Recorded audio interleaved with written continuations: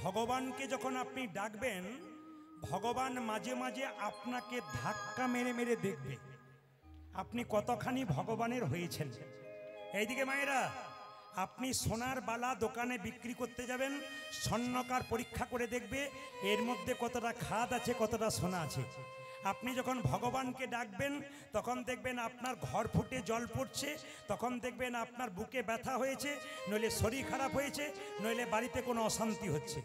অনেকে দেখবেন পাগলামি করে বলে আর ভগবানকে ডাকবো না, কিন্তু ভগবান পরীক্ষা করে দেখে এ যে আমাকে ডাকলো, একে আমি ধাক্কা মেরে দেখলাম এ কতখানি আমার, তাই দেখব। তবে মায়েরা বাবারা শুনে নিন, যারা কৃষ্ণ ভক্ত হয়েছেন তাদের জন্য বলে রাখি, হরিনাম করলে মাঝে মাঝে কষ্ট পাবেন, কিন্তু সরে যাবেন না। কষ্ট পেলেও ভগবানকে ডাকবেন কেন? আমাকে অনেকে প্রশ্ন করে, প্রদীপ বাবু কত মস্তান রাস্তা দিয়ে পেরিয়ে যাচ্ছে, বুক ঠুকে ঘুরে বেড়াচ্ছে, বুক ফুলিয়ে ঘুরে বেড়াচ্ছে, এদের কোনো রোগ নাই, জ্বালা নাই, লোক ঠকাচ্ছে, মারছে, ধরছে, এদের কিছু হচ্ছে না। যারা কৃষ্ণ ভক্ত তাদের এত কষ্ট হয় কেন? আমি তাদেরকে একটা উত্তরেই শেষ, কি ভগবান মানুষের জন্মের পর দুটো করে কলসি দিয়েছে, একটা পাপের কলসি, একটা পুণ্যের কলসি। যে মস্তানি করছে, লোক ঠকাচ্ছে, ওর পাপের কলসিটা এখনো পূর্ণ হয় নাই। পূর্ণ হয়ে গেলে ভিখারির মতো রাস্তায় তাকে ঘুরে বেড়াতে হবে। আর আপনি যে কীর্তন করছেন, হরিনাম করছেন, আপনার পুণ্যের কলসিটা এখনো পূর্ণ হয় নাই। যখনই পূর্ণ হয়ে যাবে, পরমানন্দ গোবিন্দের চরণ লাভ করে আনন্দময় জীবন যাপন করবে। এইবার সবাই লক্ষ্য করুন, দু ভাই দাঁড়িয়ে আছে, তাকাবেন, দু ভাই দাঁড়িয়ে আছে। শ্রীবাস বলল, প্রভু মুকুন্দ আর নরহরি দাঁড়িয়ে আছে, কি বলবো বলুন? দুজন আশীর্বাদ পাবার জন্য এসছে। শ্রীবাসকে মহাপ্রভু বলল, শোনো শ্রীবাস, বলে দাও ওদের মধ্যে যে ছোট ভাই, সে আমার সঙ্গে সারা জীবন কীর্তন করবে, আমার সঙ্গে থাকবে। আর যে বড় ভাই, তাকে বলে দাও সে আমার 100 জন্ম কৃপা পাবে না। ও মায়েরা, শ্রীবাস এসে বলল, তোমাদের মধ্যে ছোট ভাইকে? আমি গো। কি নাম? আমার নাম নরহরি। তোমার জন্য প্রভু বলেছে তুমি সারা জীবন প্রভুর সঙ্গে থাকবে, হরিনাম করবে।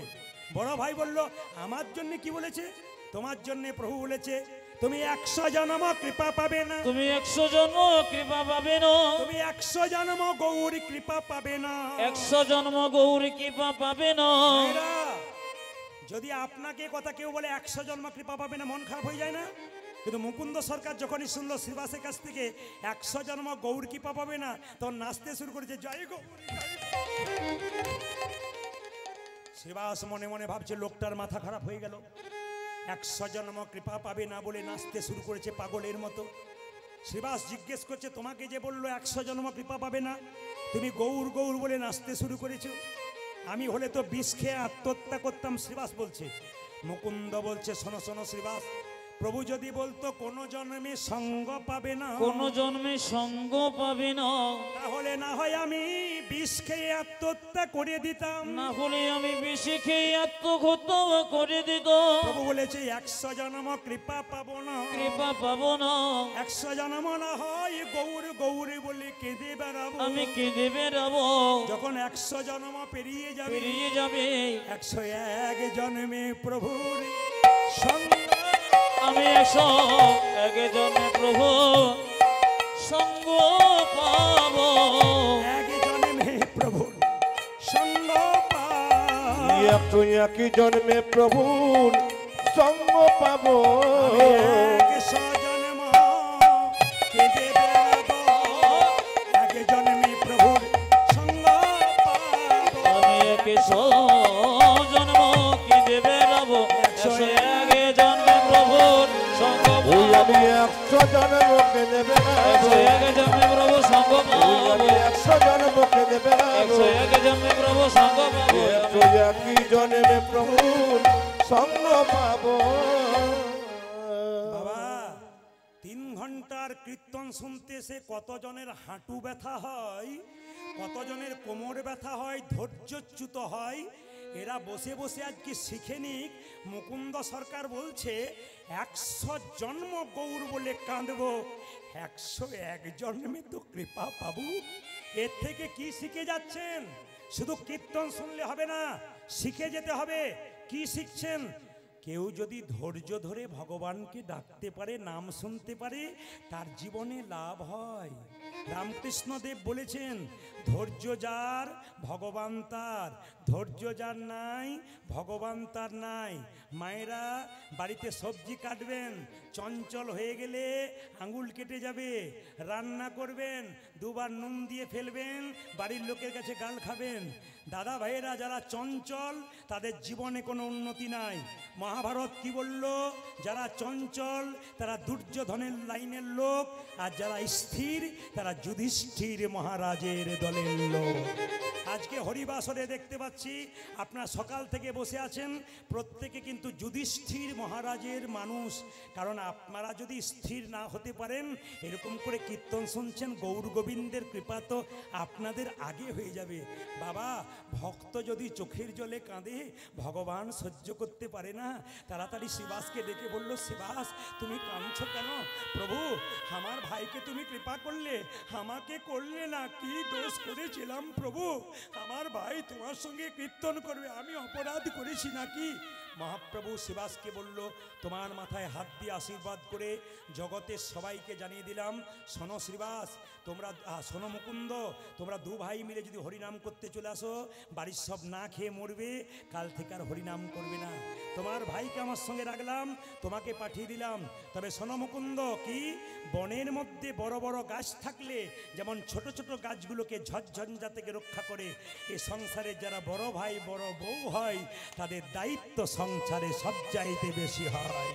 অগো মুকুন্দ, এই দেখো শোনো, তোমার মাথায় হাত দিয়ে আশীর্বাদ করে দিলাম, তুমি আজ থেকে বাড়িতে গিয়ে যাকেই চিকিৎসা করবে তারই রোগ ভালো হয়ে যাবে।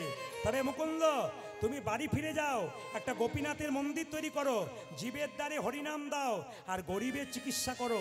দেখো বাবু, কারো কাছে এক পয়সা নিও না, আমি তোমার মাথায় হাত দিয়ে আশীর্বাদ করলাম, কাল থেকে যাকেই চিকিৎসা করবে তারই রোগ ভালো হয়ে যাবে। মুকুন্দ, ফিরে যাও, ফিরে যাও, ফিরে যাও, ফিরে যাও, শিখণ্ডে ফিরে যাও, ফিরে যাও, ফিরে যাও, শিখণ্ডে ফিরে যাও, ফিরে যাও, ফিরে যাও, শিখণ্ডে ফিরে যাও। আজ ফিরে যাও, ফিরে যাও, শিখণ্ডে ফিরে যাও। দারে দারে গিয়া চরণে ধরিয়া, তুমি দরে দরে গিয়া চরণে ধরিয়া, দারে দারে গিয়া চরণে ধরিয়া, ও তুমি দাঁড়ে দাঁড়ে গিয়া চরণে ধরিয়া, হরির নাম বিলা। তুমি দরে দরে গিয়া চরণে ধরিয়া, হরে না বীর ফিরে যাও, ফিরে যাও, শিখণ্ডে ফিরে যাও, ফিরে যাও, ফিরে যাও, শিখণ্ডে ফিরে যাও। আমার মহাপ্রভুর আজ্ঞা পাইয়া মুকুন্দ চলিলা, মুকুন্দ চলিলা। আমার মহাপ্রভুর আজ্ঞা পাইয়া মুকুন্দ চলিল, মুকুন্দ চলিল, যে মহাপ্রভুর আজ্ঞা পাইয়া মুকুন্দ চলিলা, মুকুন্দ চলিলা। ওই আমার মহাপ্রভুর আজ্ঞা পাইয়া মুকুন্দ চলিলা, মুকুন্দ চলিলা। আর শিখণ্ড গ্রামেতে আমি শিখণ্ড গ্রামেতে আসি, শিখণ্ড গ্রামেতে আসি, আজ শিখণ্ড গ্রামে আসি, উপনীত হইলা, উপনীত হইলা। আমি শিখণ্ড গ্রামেতে আসি, উপনীত হইয়া, উপনীত হইয়া, বলো বলো হরি বল, বলো বলো হরি বল, বল বল হরি বল। বলো বলো হরি বল। দেখুন কীর্তনে জীবনের ফাঁকে ফাঁকে কত সুন্দর শিক্ষা আছে, বাস্তব শিক্ষা। তাকাবেন আমার দিকে। মুকুন্দ সরকার বাড়ি ফিরে এলো, মন্দির তৈরি করে দিল। আপনারা যারা কীর্তন শুনে বাড়ি যাবেন তাদের কাছে নিবেদন রইল, যারা নতুন বাড়ি তৈরি করবেন, মন্দির করবেন, তাদের জন্য একটা সুন্দর কথা বলে যাই। আমার কথা নয়, এই কথাটি হচ্ছে খনামা, খনার বচন। ও মায়েরা, বাড়ি তৈরি করতে গেলে খনামা বলেছে যে দক্ষিণ দুয়ারি ঘরের রাজা, পূব দুয়ারি তার প্রজা, উত্তর দুয়ারির খাজনা নাই, পশ্চিম দুয়ারির মুখে ছাই। যতজন জ্ঞানীজন এখানে বসে আছেন, এই কথাটি খনা মায়ের কথা, যার জীব কেটে দেওয়া হয়েছিল। খনার বচন পড়লে জানতে পারবেন। আজকে মুকুন্দ সরকার বাড়ি এলো, কিন্তু সবাই লক্ষ্য করুন, খনার বচনের মতো মানলো। কি মানলো? তাকাবেন কি বলছে। বলছে দক্ষিণ দুয়ারি ঘরের রাজা, পূব দুয়ারি তার প্রজা, উত্তর দুয়ারির খাজনা নাই, পশ্চিম দুয়ারির মুখে ছাই। যদি বাড়ি কোনোদিন কেউ করেন, তবে দরজাটা দক্ষিণ দিকে করলে আপনার ঘরটা রাজার ঘর হয়ে যাবে। কারণ দক্ষিণ দিকে কোনো ঝঞ্ঝা নাই, সবসময় সুসুর করে সুন্দর হাওয়া দেয়। যদি দক্ষিণ দিকে কেউ না করতে পারেন, তবে খনামা বলেছে পূব দুয়ারি তার প্রজা, না পারলে পূব দিকে করো। উত্তর দিকে দরজা করলে খাজনা দেবার পয়সা থাকে না, অভাব বেড়ে যায়। পশ্চিম দুয়ারির মুখে ছাই, তার মানে পশ্চিম দিকে দরজা করলে কি হয় মা? ঝড়ঝঞ্ঝা পাবার সুযোগ থাকে। আবার তাকাবেন, বাড়ি তৈরি করেছেন, মন্দিরটা কোথায় করবেন? বাড়ির ভেতরে মন্দির কোথায় করবেন? যে যেখানে বসে শুনে রাখুন, ঈশান কোণে বাড়িতে মন্দির করতে হয়। ঈশান কোণ কাকে বলে? পূর্ব, উত্তর কোণটাকে ঈশান কোণ বলা হয়। সাবধান থাকবেন, যতজন কীর্তন শুনতে এসছেন, বাণীগুলো শুনে নেবেন, জীবনে ব্যবহার করবেন, শিখবেন। যদি কেউ ঈশান কোণে কোনোদিন বাথরুম পায়খানা করে, আমার কথা নয়, বড় বড় জ্যোতিষ পণ্ডিতরা বলছেন, যদি কেউ বাড়ি তৈরি করে ঈশান কোণে বাথরুম পায়খানা করে ফেলে, তবে জেনে নেবেন তার বাড়িতে বেশ কয়েক বছরের মধ্যে একজন আত্মহত্যা করতে চলেছেন। তাই বারবার বলবো, অনেকে প্রশ্ন করতে পারেন, প্রদীপ বাবু আমার বাড়িতে ঈশান কোণেই পায়খানা ঘর, তাহলে এখন করব কি? আমার তো জায়গা নাই। জ্যোতিষ বন্ধু আমার প্রচুর আছে, তাদের সঙ্গে প্রায় দিন আমার আলোচনা হয়। বললাম তাহলে কি করা যায়? বললেন জ্যোতিষ শাস্ত্র বলেছে, যদি বাথরুম পায়খানা বাই চান্স আপনার ঈশান কোণে হয়, তবে আপনি এক বাটি লবণ দোকান থেকে কিনে এনে, টাটকা লবণ, ঈশান কোণে বাথরুমের কোনো এক জায়গায় রেখে দেবেন। প্রতি মাসে মাসে একবার করে পরিবর্তন করে নেবেন। আপনি যে রান্না করবেন, রান্নাঘরটা কোন ঘরে হবে? অগ্নিকোণ, পূর্ব দিকে মুখ করে রান্না করবেন। যখন বাড়িতে শোবেন, জ্যোতিষশাস্ত্র বলল দক্ষিণ দিকে মাথা করে শুতে হয়, উত্তর দিকে পা করে শুতে হয়। উত্তর দিকে মাথা করে শুতে নেই কেন? তাকাবেন, আমাদের পূর্বপুরুষ যারা মারা গেছে, তারা যমের দুয়ার হচ্ছে দক্ষিণ দুয়ার। তাই সব সময় পূর্বপুরুষরা দক্ষিণ দিকেই থাকেন। দক্ষিণ দিকে পা করে শুলে পূর্বপুরুষদেরকে অপমান করা হয়। দক্ষিণ দিকে পেছন করে কেউ বাথরুম বসলে পূর্বপুরুষকে অপমান করা হয়। এই জন্য মাথায় রাখবেন, এক দক্ষিণ দিকে মাথা করতে পারেন, এক পূব দিকে মাথা করতে পারেন, উত্তর দিকে মাথা নয়। হিসাব বলে দিলাম, মুকুন্দ সরকার একটা গোপীনাথের মন্দির তৈরি করলো। যাকে চিকিৎসা করছে তারই রোগ ভালো হলো। সেই সময় বাংলার একজন নবাব ছিল মালদাতে। যদি কেউ যান মালদা, আমি প্রতিনিয়ত মালদাতে গান করি। মালদার গৌর বলে একটা জায়গা আছে, ওখানে একজন নবাব ছিল মুসলমান, তার নাম হুসেন শাহ। তার পেটে একবার যন্ত্রণা হলো, একজন বলল, নবাব তোমার পেটের যন্ত্রণা কেউ ভালো করতে পারলো না, একজন ভালো করতে পারবে। বলে কে পারবে? শ্রীখণ্ডে যদি মুকুন্দ কবিরাজের বাড়ি যেতে পারো, তবে শর্ত আছে। কি? গরিবের চিকিৎসা করে, বড় লোকের করে না। নবাব বললো, তাহলে আমি কি করে যাব? তুমি হুসেন ফকির সেজে যাও, তোমাকে যেন কেউ চিনতে না পারে। এত বড় বাংলার নবাব হুসেন ফকির সেজে শ্রীখণ্ডে এলো, এসে জিজ্ঞেস করছে, ও ভাই মুকুন্দ সরকারের বাড়ি কোনটা? ওই যে মন্দিরটা দেখতে পাচ্ছ, যাচ্ছ ওটাকে লক্ষ্য করে চলে যাও। এ ভাই, মুকুন্দ সরকারের বাড়ি কোনটা? সোজা চলে যাও, দেখবে প্রচুর লোক লাইন দিয়ে দাঁড়িয়ে আছে, চিকিৎসা করাচ্ছে। ও ভাই, মুকুন্দ সরকারের বাড়ি কোনটা? আর একজন বলছে না না, যত এগিয়ে যাবে খোল করতালের শব্দ পাবে, ওটা মুকুন্দ সরকারের বাড়ি। মায়েরা, এত বড় বাংলার নবাব হোসেন শাহ ফকির সেজে কেউ যেন চিনতে না পারে এরকম করে দাঁড়িয়ে আছে। সবাইকে বললো, বাবা আমাকে একটু জায়গা করে দাও, আমি ফকির মানুষ, আমার পেটে বড় যন্ত্রণা। সবার মায়া হলো, সামনে দাঁড় করিয়ে দিল। মুকুন্দ সরকার তখন তুলসী পত্র দিয়ে গোবিন্দের চরণ সেবা করছে। যে যেখানে বসে আছেন মন দিয়ে শুনে নিন, একবারে দামি কথা। অ্যাপেলো, চেন্নাই, ব্যাঙ্গালোর, ভেলোর ডাক্তার দেখাতে যান, প্রদীপ পালের কথাটা মিলিয়ে নেবেন। ডাক্তারবাবু টেবিলের দিকে তাকাবেন, কৃষ্ণের ছবি। যে জাতির ডাক্তার সেই জাতির ভগবানকে তারা ভজনা করে। আমি একবার গিয়েছিলাম, একজন ডাক্তারকে দেখাচ্ছিলাম, উনি দেখলাম টেবিলে কৃষ্ণের ছবি রেখেছেন, অথচ সব চাইতে বড় ইউরোলজি 201টা ইউরোলজি চেন্নাই হসপিটালে, তার মধ্যে 1 নম্বর জায়গায় ফরেন কান্ট্রি থেকে পাস করে এসেছে, আমেরিকা থেকে পাস করে এসেছে। সেই ব্যক্তি চিকিৎসা করবার আগে কৃষ্ণের চরণে তুলসী পত্র দিয়ে চিকিৎসা করছে। লজ্জা লাগা উচিত আমাদের। একটু MA পাস করে হাত তুলতে লজ্জা করে, ঘৃণা হওয়া দরকার।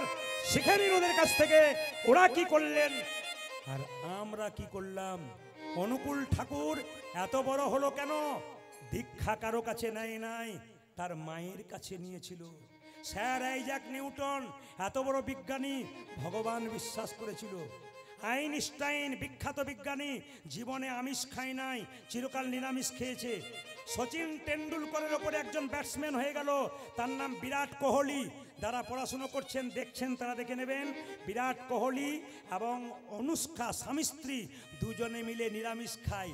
অনেকে বলে নিরামিষ খেলে দুর্বল হয়ে যাবে, ওদের কাছে শিখে নিন, নিরামিষ খেয়েও পৃথিবীর 1 নম্বর ব্যাটসম্যান হয়ে গেল, যার হাতের জোরে বারবার 6 মারতে পারে। ভুল সিদ্ধান্ত নেবেন না, ঠিক সিদ্ধান্ত নেবেন। কেন? নিরামিষ খাবার জন্যে শরীরটা তৈরি হয়েছে, আমিষ খাবার জন্যে নয়। যে যত খায়, যে যত ভোগী সে তত রোগী, আর যে যত ত্যাগী সে তত নিরোগী। মায়েরা, নবাব হোসেন শাহ যেই না দাঁড়িয়ে আছে, মুকুন্দ সরকার গাইছে আর নবাব শুনছে। আহ, কি সুন্দর গাইছো, মুকুন্দ গাইছে। ওগো প্রভু, আমি তোমাকে সোনার মন্দির তৈরি করে দিতে পারলাম না, মন মন্দিরে রাখবো। নবাব শুনছে আর মুকুন্দ গাইছে, আমার মন মন্দিরে তুমি মদন মোহন দাঁড়াবে গো আসি ডাকিয়া। ওই আমার মন মন্দিরে মদন মোহন দাঁড়াবে গোসি ডাকিয়া।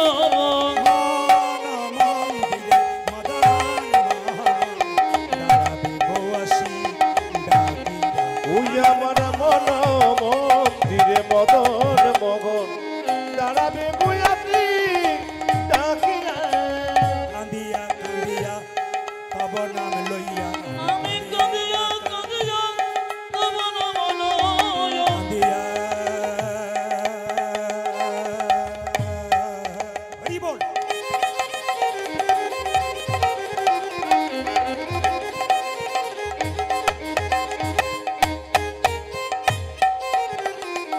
হে প্রাণনা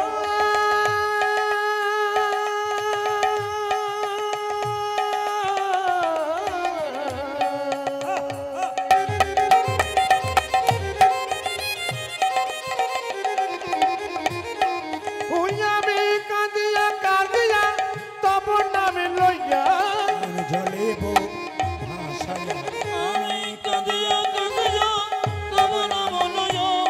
নয়ন জলে মুখ ভাসাইয়া।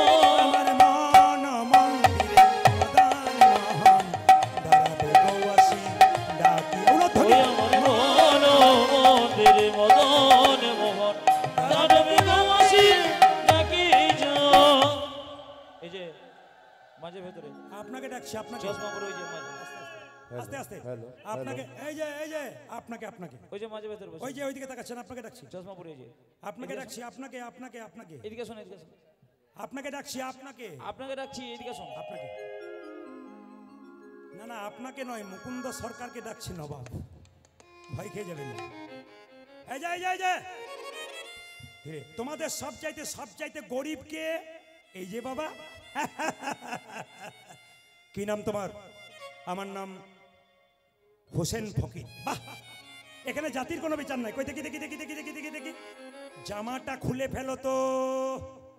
নবাব মনে মনে ভাবছে আমি তো ছদ্মবেশে এসেছি ফকিরের সাজে, তুমি আমায় চিনতে পারছো না, জামা খুলতে বলছো। যদি খুলে দিই আর যদি আমার রোগ ভালো না হয় তাহলে দেখবে তোমার কেমন হয়। এই যে কি ভাবছো, হাজার লোক লাইন দিয়ে দাঁড়িয়েছে। আরে জামাটা যে না ভয়ে জামাটা খুলেছে নবাব, মাটির বারান্দাতে গড়াগড়ি দাও। নবাব মনে মনে ভাবছে কালের কাল বর্ষাকাল, হরিণে চারটে বাঘের গাল, নেহাত বেকায়দায় পড়েছি। আরে বাবা, আমি সোনার পালঙ্ক ছাড়া শুই না, আমাকে বলছে মাটির বারা। আরে ভাবছো কি, গড়াগড়ি দাও। যেই না নবাব গড়াগড়ি দিয়েছে অমনি চমকে উঠে বলল, কবিরাজ কি তোমার এখানে ওষুধ দেওয়া থাকে নাকি? বলে কেন গো? যেই না আমি গড়াগড়ি দিলাম আমার অর্ধেকটা পেটের রোগ ভালো হয়ে গেল। মুকুন্দ বলল, সবাইকে দিতে দিতে এক আধটু পড়ে যাই, তোমার হয়তো কাজে লেগে গেছে। ওই দেখি দেখি দেখি দেখি, হাঁ করো তো। যেই না নবাব হাঁ করেছে, মুকুন্দ সরকার ওষুধ দিয়েছে আর নবাবের পেটের যন্ত্রণা ভালো হয়ে গেছে। কি শিখলেন? যেই না মাটিতে গড়াগড়ি দিল অমনি নবাবের অর্ধেক পেটের যন্ত্রণা ভালো হয়ে গেল। তত্ত্ব কি বলল? ভক্ত পদ ধুলি আর ভক্ত পদ ভক্ত পদজন ভক্ত ভক্ত শেষ হয় তিন মহাব। তিন মহাব।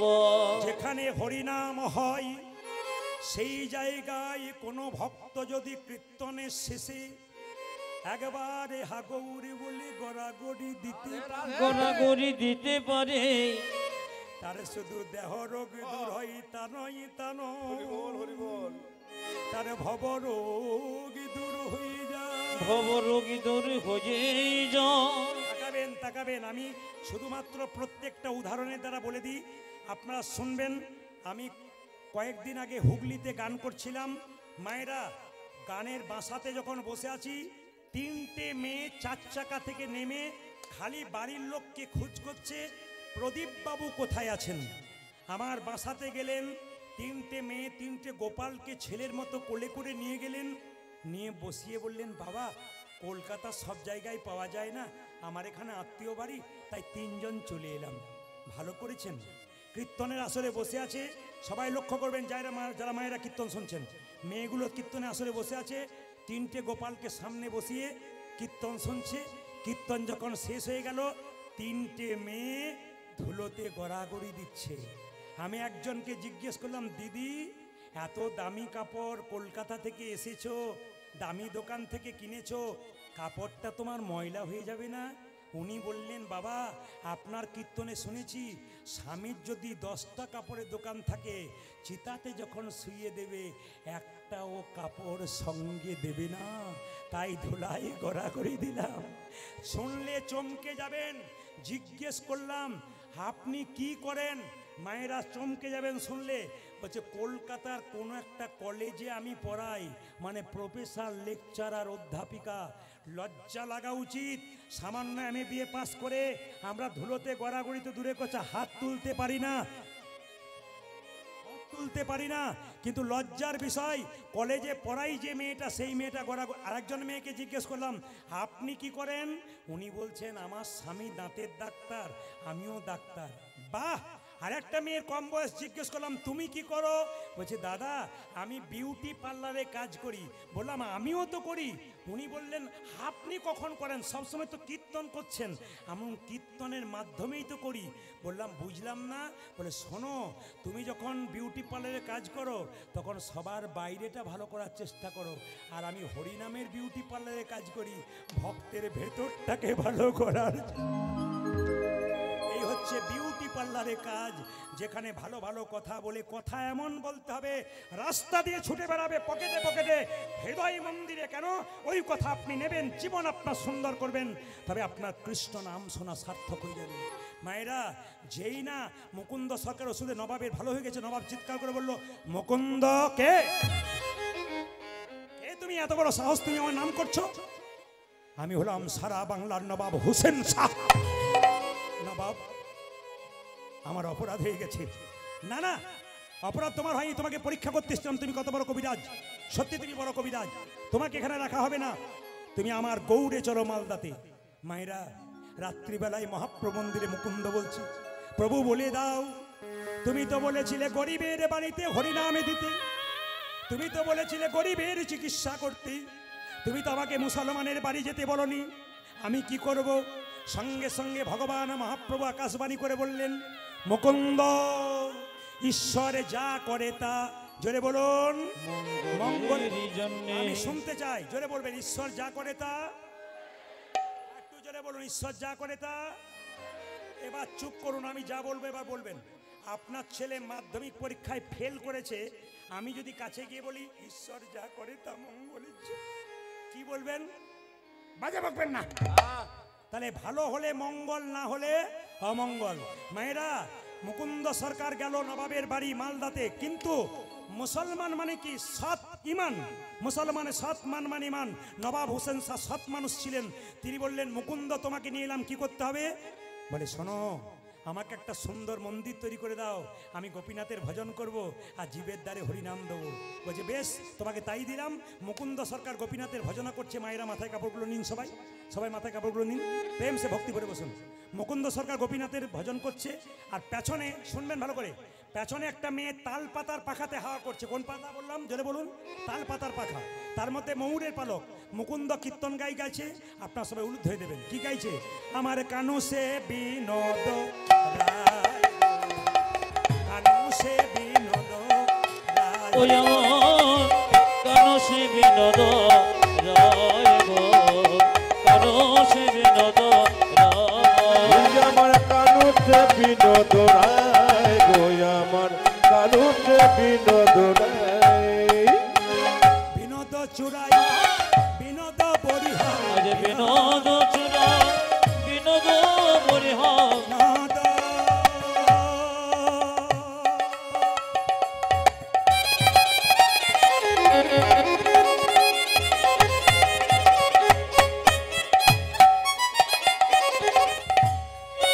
ও সেই বিনোদ চূড়া, বিনোদ বরিহা, বরিহা, বিনোদ উড়িছে তাই গো, বিনোদ জুড়েছে গাওয়ায় উদাজ কানুতে বিনোদ রায় গো, আমার কানুতে বিনোদ রায়। ওই আমার কানো সে বিনোদ রায় গো, কানো সে বিনোদ রায়, বিনোদ ললাটে বিনোদ তিলক, বিনোদ বিনোদ সাজে, আমার বিনোদ ললাটে বিনোদ তিলক, বিনোদ বিনোদ সজে, বিনোদ ললাটে বিনোদ তিলক, বিনোদ বিনোদ সাজে, উদাজ বিনোদ ললাটে বিনোদ তিলক, বিনোদ বিনোদ সাজে। বিনোদয় ধরে বিনোদ মুরলী, আমার বিনোদয় ধরে বিনোদ মুরলী, বিনোদয় ধরে বিনোদ মুরলী, উদাজ বিনোদয় ধরে বিনোদ মুরলী। বিনোদ বিনোদ বাজে গো। বাজে বিনোদ বিনোদ বাজে, আমার কানো সে বিনোদ রায় গো, কানো সে বিনোদ তুই রায়, আমার কানুতে বিনোদ রায় গো, আমার কানুতে বিনোদ রায়। আমি শুধু কীর্তন করছি তা নয়, আপনাদের কপালের দিকেও তাকাচ্ছি। না না, কপালটা দেখছি না, কার ভালো কার মন্দ তা দেখছি না, আমি কপালটার দিকে তাকাচ্ছি। বাবাজি মহারাজের তিলক নিয়েছেন, একজন ভক্ত আছেন সামনে বসে তিলক নিয়েছেন, বাবা নিয়েছেন, অনেক মায়েরা নিয়েছেন, কিন্তু অনেকে নিতে পারেন নাই। প্রশ্ন করবেন, তিলক মালা নিলেই কি ভক্ত হওয়া যায়? না, বাজার থেকে কিনতে পাওয়া যায়, পড়লেই হলো না গো। তাহলে কি যারা পড়েছে তারা অন্যায় করেছে? পড়া দরকার আছে। এ হচ্ছে মাস্টার, রাস্তা দিয়ে পেরিয়ে যাচ্ছ, কারো পেয়ারা ঝুলছে, পাকা পেয়ারা তুলতে যাচ্ছ, মালা বলছে খবরদার তোর গলায় মালা, তিলক কি করতে যাচ্ছিস, চুরি করা হচ্ছে না? তাহলে বাধা দিচ্ছে কেন? এগুলো বাধা দেবে, এগুলো মাস্টার, ওগুলো হচ্ছে মাস্টার। চলাকালীন কেউ পয়সা দিতে আসবেন না, এগুলো হচ্ছে মাস্টার। এবার বলে দিই মায়েরা, তিলক আপনার নেন নাই কেন আমি বুঝতে পারছি, লোকে পাচ্ছে কিছু বলে বলে। আমাদের ওখানে একটি মেয়ে 25 বছর বয়স, তাকাবেন, তিলক নেই, তিলক তিলক তো মালা নেই, তো পাশের বাড়ি 5টা মেয়ে বলা বলি করে, বাবারে দিদি হারাধনের বইয়ের কি ঢং দিদি, তিলক নিয়েছে মালা নিয়েছে, ভগবান বোধে আগেই পেয়ে যাবে। তবে শুনে রাখুন আপনারা, যারা এই সমস্ত মন্তব্য করে তাদের জন্য বলে রাখি, হাতি চলে বাজার, কুত্তা ভুকে হাজার। হাতি রাস্তা দিয়ে যায়, কুকুর ঘেউ ঘেউ করে, হাতি তার দিকে তাকাবে না। তিলক আপনারা কি নেবেন সবাইকে বলে যায়, এই যে তিলক দেখতে পাচ্ছেন, এই তিলকের জন্ম কোথা থেকে একটু সংক্ষেপে বলি। ভগবান কৃষ্ণের মাথা ব্যথা হলো, কোনো মতে মাথা ব্যথা সারছে না, তখন নারদ মুনি বলছে কিসে সারবে? কৃষ্ণ বলল মাথা ব্যথা সারতে পারে একটা উপায়ে, কি? যদি কোনো ভক্ত তার চরণের ধুলি দেয়। ও মায়েরা, 16,108টা স্ত্রী কেউ দিল না, শেষে গেল কার কাছে? তাকাবেন, রাধারানীর কাছে। রাধারানী বলল নারদ তোমার গলার কাপড়টা দাও, আমি চরণের ধুলি দেবো। যেই না চরণের ধুলিটা দিয়েছে, অমনি সোজা নিয়ে গিয়ে কি করেছে? গোবিন্দের মস্তকে দিয়েছে। রাধারানীকে নারদমুনি বলল, কেউ ভয়ে দিল না নরকে যাবার ভয়ে, তুমি নরকে যাবে না? রাধারানী কেঁদে কেঁদে বলল, আমি নরকে যাব, আমার গোবিন্দের তো মাথা ব্যথা ভালো হয়ে যাবে। ও মায়েরা, সবাই শুনে নিন, এই যে তিলক আপনারা করছেন, সবাই তাকাবেন, এই তিলকটা কিন্তু আপনারা করতে পারেন। কার তিলক? ব্রজগোপীদের চরণধুলি, রাধারানীর চরণধুলি। তিলকের দুটো দাগ, তাকাবেন আমার দিকে, সাদা তিলক আমার আছে, সাদা করুন কালো করুন একই মান। এই তিলকের দুটো দাগ, একদিকে ব্রহ্মা একদিকে মহেশ্বর, মাঝখানে ফাঁকাটা কি? বিষ্ণু। এখানে যে এইটা রয়েছে চিহ্নটা কি? তুলসী পত্র। এটাকে ভগবানের চরণ ধরলে এটাকে তুলসী পত্র ধরা হয়। যদি এটা তুলসী পত্র হয়, কতটা দেবেন? একটা নাককে 4 ভাগ করার পর 3 ভাগ অংশ পর্যন্ত এই চিহ্নটা দিতে হয়। মায়েরা, আজ্ঞা চক্র এখানে আছে, তাই কেউ যদি তিলক করতে পারে তার মস্তিষ্ক ঠান্ডা থাকে। তবে যারা তিলক করতে পারেন না, অনেকে বলেন কিছু খেতে পাবো না, তিলক করতে পাই না, তাদের জন্য বলে রাখি, তিলক আপনারা করবেন, যা খাবেন খাবেন। শাস্ত্র বলল তিলকের আসল রহস্য কোথায়? যদি কেউ আমাদের মতো তিলক করতে না পারেন, এক কাজ করুন, জল তিলক করুন। স্নান করবেন মায়েরা, দাদা ভাইরা, হাতে জল নেবেন, তাকান আমার দিকে, এই আঙ্গুলে করে হরে কৃষ্ণ মহামন্ত্র বলে এই যে তিলক করেছি, এরকম তিলক আপনারা করে নেবেন, এরকম ফোঁটা দিয়ে নেবেন, কেউ দেখতে পাবে না, আপনার অনুভব হবে জল তিলক হয়ে গেল। আপনি অজান্তে গোবিন্দের কৃপা পেয়ে গেলেন, কেউ কিছু বলবেও না। আপনার তিলক না হলো, লাইনে দাঁড়াবেন, তবে তো ডাক পাবেন। আগে জল দিয়ে শুরু করুন, তারপর এক সময় দেখবেন আপনি নিজেই তিলক করতে শুরু করবেন। এই জন্য আগে আপনাকে লাইনে দাঁড়াতে হবে, তবে আপনি ডাক পাবেন। সবাই লক্ষ্য করুন মায়েরা, যে যেখানে বসে আছেন, পদকর্তা বলছে দেখো দেখো, বিনোদ গলাই বিনোদ মালা, বিনোদ বিনোদ দোলে, ওতরে বিনোদ গলায় বিনোদ মালা, বিনোদ বিনোদ দোলে, বিনোদ গলাই বিনোদ মালা, বিনোদ বিনোদ দোলে। উচ্চাজি বিনোদ গলায় বিনোদ মালা, বিনোদ বিনোদ দোলে। কোন বিনোদিনী বিনোদ গাথুনি, ওগো কোন বিনোদিনী বিনোদ গাথুনি, কোন বিনোদিনী বিনোদ গাথুনি, উচ্চায় কোন বিনোদিনী বিনোদ গাতুনি। গেথেছে বিনোদ ফুলে গো। ওগো গেথেছে বিনোদ ফুলে, আমার কানো সে বিনোদ রায় গো, কানো সে বিনোদ ওই রায়। আমার কানতে বিনোদ রায়, ওই আমার কানতে বিনোদ রায়, আমার কানো সে বিনোদ রায় গো, কানো সে বিনোদ ওই রায়। আমার কানতে বিনোদ রায়, ওই আমার কানতে বিনোদ রায়। মায়েরা, এবারে দেখি তো কেমন কীর্তন শুনছেন। যখন মুকুন্দ সরকার কীর্তন গান গাইছে, পেছন থেকে একটা মেয়ে কোন পাখার পাখাতে হাওয়া করছিল, কি পাতার পাখাতে, জোরে বলুন, আর একটু জোরে বলুন। যে ঘুমাচ্ছে সে বলুন, কোন পাতার পাখাতে? তাল পাতার। তার মধ্যে কোন পাখির পালক ছিল? জোরে বলুন। কোকিলের, ময়ূরের।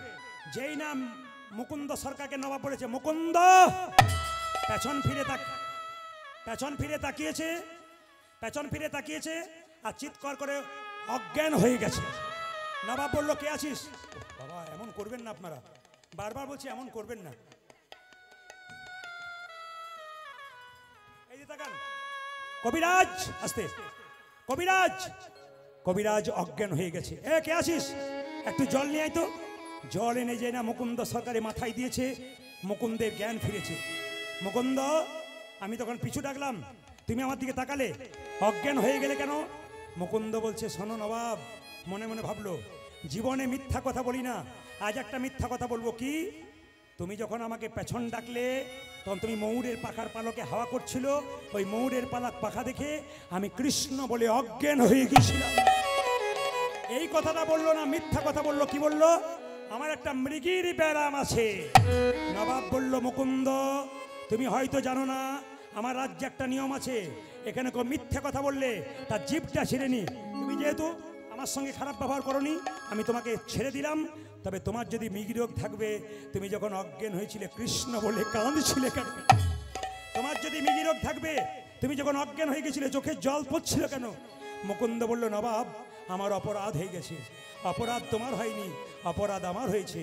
তোমার মতো কৃষ্ণ ভক্তকে কেনা গোলাম মনে করে আমি ভুল করেছি। যাও মুকুন্দ, তুমি বাড়ি ফিরে যাও, গোটা শ্রীখণ্ডটা আমি তোমার নামে লিখে দিলাম। সবাই মিলে চলুন, মুকুন্দ বাড়ির দিকে যাচ্ছে। সবাই হাত তুলুন, একসঙ্গে তুলবেন, একসঙ্গে। মুকুন্দ যাচ্ছে কোথায়? শ্রীখণ্ডে। সবাই তুলবেন একসঙ্গে, যে যেখানে বসে আছেন। সুন্দর তালির মাধ্যমে চলুন, মুকুন্দ বাড়ি ফিরে যাচ্ছে। কৃষ্ণ কেশব কেশব, জোরে জোরে জোরে, কৃষ্ণ মাধব মাধব, একসঙ্গে একসঙ্গে, সুধা মাখা এই নাম, মধু মাখা এই নাম। তালি তালি। আজ কৃষ্ণ কেশব কৃষ্ণ মাধব, জোরে জোরে, শোধম গয়ে নাম হরে নাম, মধুম গয়ে নাম। এখন আর হাওয়া করার দরকার নেই, হাতের মাধ্যমে ভগবানকে একটু তালি দিয়ে সম্মান জানান। সবাই সবাই মিলে একসঙ্গে সুন্দরভাবে হাত তুলুন। যে দাঁড়িয়ে আছেন, বসে আছেন, কৃষ্ণ কেশব কৃষ্ণ মাধব, সুধা মাখা এই নাম, মধু মাখা এই নাম, নাম নাম ধরি। আজ কৃষ্ণ কেশব কৃষ্ণ মাধব, সুধা মাখা এই নাম, হরি নাম, মধু মাখা এই নাম, নাম নাম। সব চাইতে ভালো লাগছে আপনারা যারা বসে আছেন, দাঁড়িয়ে আছেন, সুন্দর তালি দিচ্ছেন। গোবিন্দ আপনাদের কৃপা করুক। যত তালি দেবেন তত আপনাদের হাতের ব্যায়াম হবে। এতে বিজ্ঞান বলছে, যদি কেউ তালি দেয়, মেডিকেল সায়েন্স বলছে, তার কোনোদিন প্যারালাইসিস হবার চান্স থাকে না। হাতে কোনোদিন প্যারালাইসিস হবে না। হাত তালি দেবেন, তালি দিলে কি হয়, দেহের পাপ রুই পাখিগুলো সব চলে যাবে, গোবিন্দ চরণের মতি হবে। হাত তুলুন। কৃষ্ণ কেশব কৃষ্ণ কৃষ্ণ, সুধা মাখা এই নাম, হরি নাম, মধু মাখা এই নাম, নাম ধরি। আজ কৃষ্ণ কেশব কৃষ্ণ মাধব, শোধম গয়ে নাম হরে নাম, মধুম গয়ে নাম, নাম নাম। এই নাম জপ হলো আপনার, এই নাম জপ হলো আপনারে। দাঁড়ান, দাঁড়ান, একটা কথা বলে রাখি, একবার জোরে বলুন তো, রাধা রানী কি? বাহ, শব্দ যত বাড়বে তত।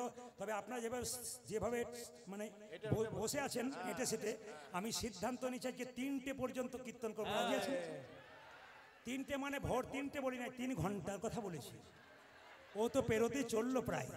না না, একটা কথা বলি, আপনারা সবাই শুনবেন মায়েরা, যে যেখানে বসে আছেন।